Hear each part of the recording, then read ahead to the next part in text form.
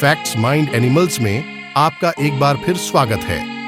आज के एपिसोड में हम अमेज़न वर्षावन में गहराई से गोता लगाने जा रहे हैं, जो पृथ्वी पर सबसे आकर्षक और पारिस्थितिक रूप से विविध स्थानों में से एक है।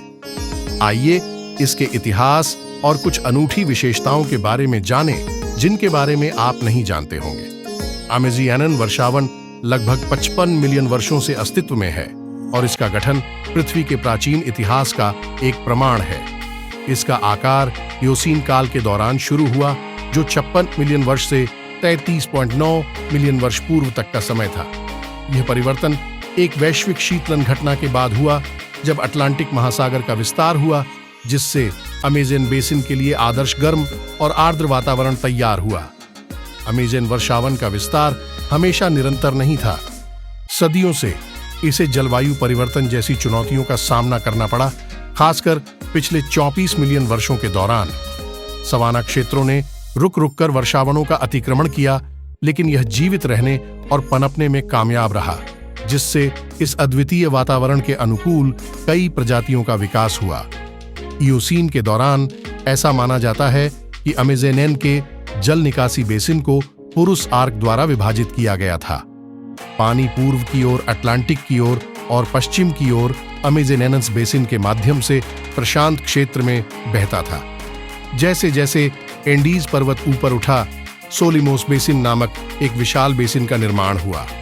अंततः यह फंसा हुआ पानी पुरुष आर्क के माध्यम से टूट गया, जिससे क्षेत्र में पानी का प्रवाह बदल गया।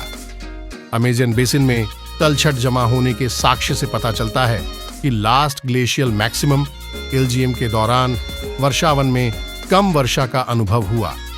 हालांकि इस परिवर्तन की सीमा पर अभी भी वैज्ञानिकों के बीच बहस चल रही है। कुछ का मानना है कि वर्षावन खंडित हो गया, जबकि अन्य का तर्क है कि यह काफी हद तक बरकरार रहा, लेकिन कुछ दिशाओं में सिकुड़ गया। क्या आप जानते हैं कि अमेज़न के पोषक तत्वों का एक महत्वपूर्ण हिस्सा, एक अप्रत्याशित स्रोत सहारा रेगिस्तान से आता है? अमेज़न को उर्वरित करने वाली 26% से अधिक धूल उत्तरी छाड़ में बोडेले अवसाद से हवा में उड़ती है। इस धूल में फास्फोरस जैसे आवश्यक पोषक तत्व होते हैं, जो पौधों की वृद्धि के लिए महत्वपूर्ण है। नासा का कैलिप्सो उपग्रह इस घटना पर नजर रख रहा है। सहारा से अमेज़न तक पहुंचाई गई धूल की मात्रा को माप रहा है। सहारा से सालाना औसतन 132 मिलियन टन धूल उड़ती है। इस धूल का लगभग 15%, जिसमें 22 मिलियन टन फास्फोरस भी शामिल है, अमेज़न बेसिन पर गिरता है, जिससे मिट्टी की भरपाई होती है। एक दिलचस्प तथ्य यह है कि धूल की मात्रा हर साल अलग अलग होती है। 2007 और 2011 के बीच 86% की गिरावट देखी गई। यह परिवर्तन सहारा की दक्षिणी सीमा साहेल क्षेत्र में वर्षा पैटर्न से जुड़ा हुआ है। साहेल में अधिक बारिश का मतलब है कि कम उजागर रेत धूल के रूप में उड़ेगी। इसके अतिरिक्त अमेज़न को फास्फोरस एक अन्य अप्रत्याशित स्रोत से प्राप्त होता है, अफ्रीका में बायोमास जलने से उत्पन्न धुआं। यह पोषक तत्व वर्षावन की हरी भरी वनस्पति को बनाए रखने में महत्वपूर्ण भूमिका निभाता है।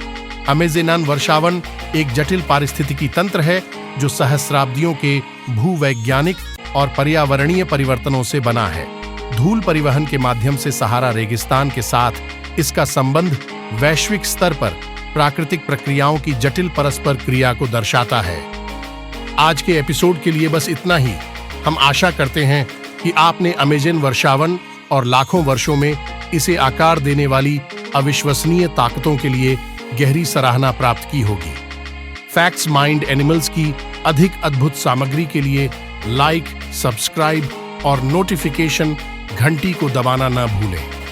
अगले एपिसोड तक हमारी दुनिया के आश्चर्यों की खोज करते रहें। ऐसे ही रोचक जानवरों से जुड़े तथ्य पाने के लिए आज ही हमारे चैनल को लाइक और सब्सक्राइब करें।